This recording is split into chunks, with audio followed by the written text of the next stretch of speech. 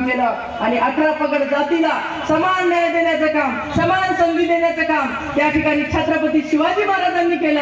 आणि म्हणून उमाभाऊ, तुम्ही मराठा जरी नसाल तरी तुम्हाला हे पद मिळालं ही आपल्याला शिकवण आहे, त्यामुळे तुम्हाला पद मिळाले.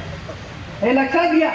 मी कधी जाती आणि 18 पगड जातीला समान न्याय देण्याचं काम त्या ठिकाणी छत्रपती शिवाजी महाराजांनी केलं. आणि म्हणून उमाभाऊ, तुम्ही मराठा जरी नसाल तरी तुम्हाला हे पद मिळालं ही आपल्याला शिकवण आहे, त्यामुळे तुम्हाला पद मिळाले.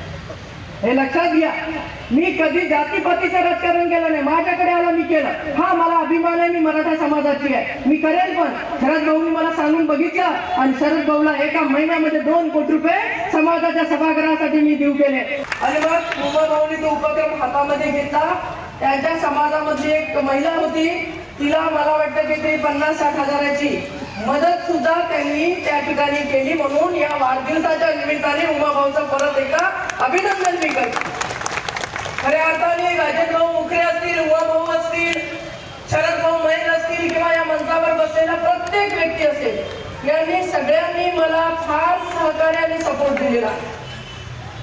आणि मी पण, तुम्ही शहरामध्ये काही झालं आणि मला फोन आला की ताई तुमची हजेरी पाहिजे, तर त्यावेळेला रात्रीचे 12 वाजू दे, रात्रीचे 2 वाजू दे का सकाळचे 5 वाजू दे, त्या वेळेला तुमच्या सगळ्यांच्या हाकेला हो देऊन मी या ठिकाणी आले.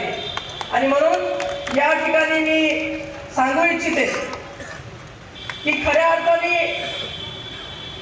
माझ्या डोक्यामध्ये हा विचार आला बऱ्याच दिवसाचा होता की म्हटलं आपण तर एवढे सगळे काम करतो, कुरियाला फोन लावून टाकतो, पोलीस स्टेशनचं असेल सहकार्य करतो, तहसीलचं असेल सहकार्य करतो, व्हिडिओ साहेबांना एखादा फोन, माझे काही फार फोन येत नाही, पण उमाभाऊ किंवा ही सगळी मंडळी जे काम करतात ते सांगत राहतात.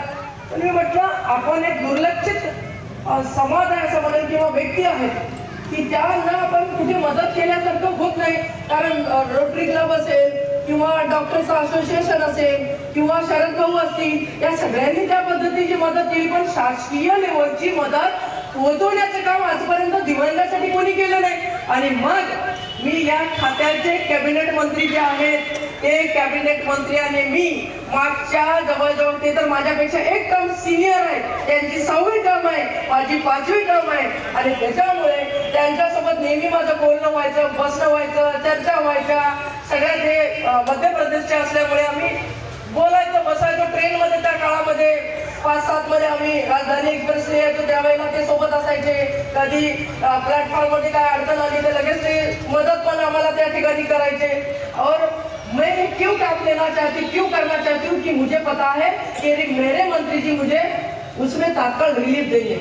आणि ते म्हटले काय अडचण नाही भावना दीदी, मैं आपने जो प्रस्ताव रखा है उसको स्वीकृति देता हूँ, और इतने बड़े तौर पे मुझे काम करना है तो थोड़ा टाइम लगेगा, कारण आपण संपूर्ण जिल्हा सगळ्या मतदारसंघ कव्हर करून घेता म्हटलं चालेल. दोन्ही जिल्हे, सगळे जिल्हे आपण कव्हर केले आणि जवळजवळ 6 कोटी रुपयाचं हे साहित्य आज आपण दोन्ही जिल्ह्यामध्ये वाटतो. 6 कोटी रुपये जवळपास एवढ्या